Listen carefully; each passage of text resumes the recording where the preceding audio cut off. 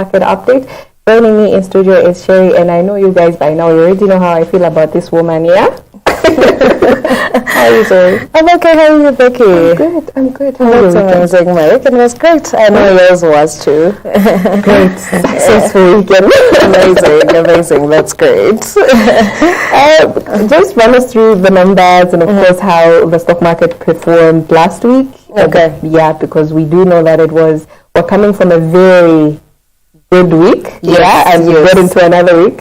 So tell us how it went. Oh, I'm happy that you remember that we're coming from a very good week. And usually the challenge with such a week is that in comparison to the next one, it really looks like you haven't done anything. So usually when we come out of a really good week, the comparison to the following week is usually terrible. But anyway, let me go into the report. As of this week, we saw a number of trades coming through to the market. So we had an improvement from 1,480 trades the previous week to 1,850 trades this week, the last week.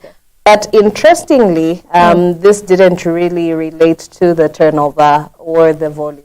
So the number of shares traded went down, as well as the actual number in kwacha that it culminated to.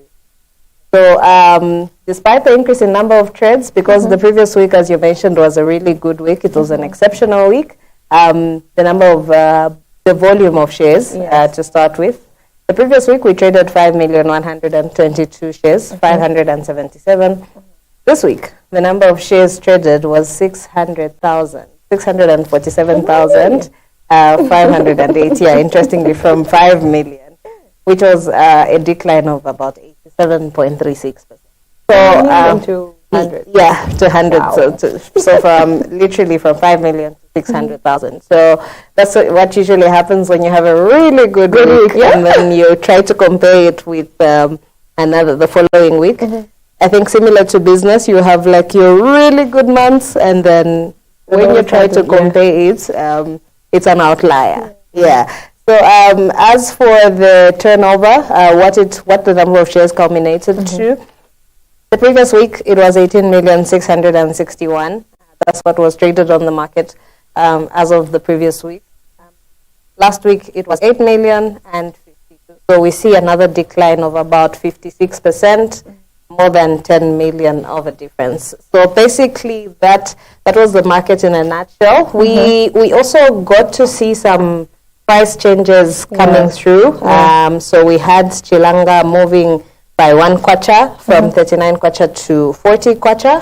That was a closing price for the week, for last week. We had ZMFA moving from 65 kwacha to 66 kwacha. So it's basically very slight gains. We had BATZ moving from 16 kwacha to 15 kwacha, 15 ngwe. So a slight decline there.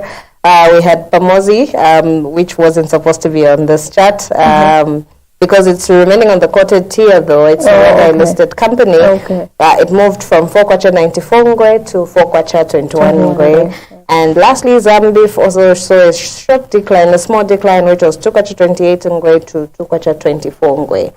So basically, that was a nutshell, or that was basically a summary of our market. And appeal to investors to download the app, to visit their brokers, and to get trading. So I'm looking at how, because I know the other previous week, I think that was when we started the month of October. We saw the market really doing well. There was somewhere, I think for the second week, we saw it go down, and it's now the third week, it was good, and the final week, it's just slumped down. So what is one thing that clients really need to look out for? So the one thing that clients need to look out for is two things. An investment analyst told me that when a price is fairly trading, say for example it hasn't shot up, like if you look at that's the CMIH right now. It's currently at over 150 kwacha. But once upon a time, that stock was probably 30 kwacha. That would have been the best time to buy, because currently what it's trading at is really expensive. So for people that are watching the market, for investors, You watch how a stock is growing, and maybe investing in it while it's still young. Due to lack of a better term, invest in it while it's still young, and also watch the trends. Watch how the stock is moving. Is it appreciating? What is the catch?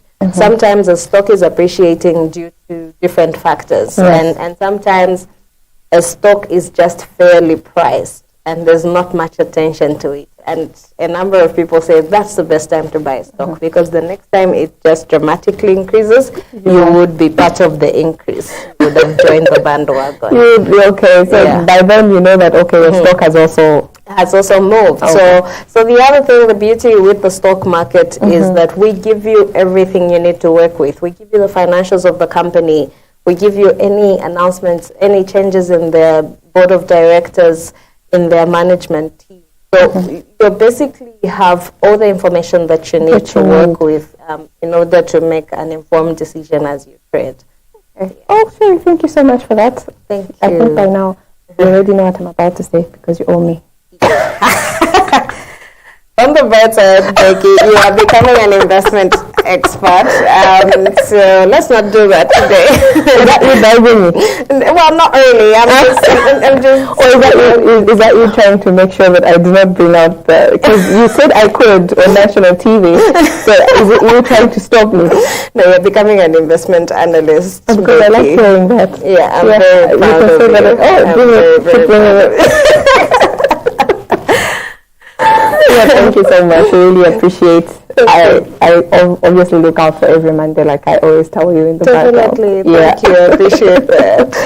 Dear viewers, on that note, we've come to the end of today's edition of the Millennium Culture Breakfast Show. On behalf of my co-host, David Nikmwewa, my name is Rebecca Gombe. Thank you so much to everybody that stayed good, and do stay tuned to Millennium TV. It's a lovely good morning.